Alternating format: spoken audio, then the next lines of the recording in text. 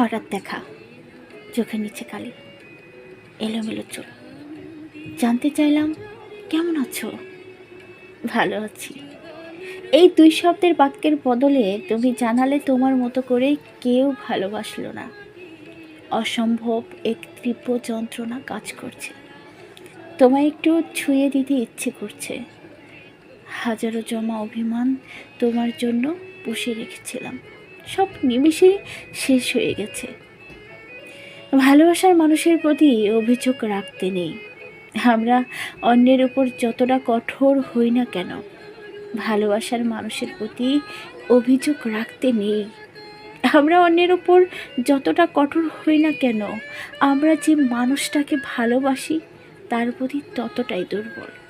অভিমান কেটে যাওয়ার পরেও আমি তোমায় ছুঁতে পারছি না।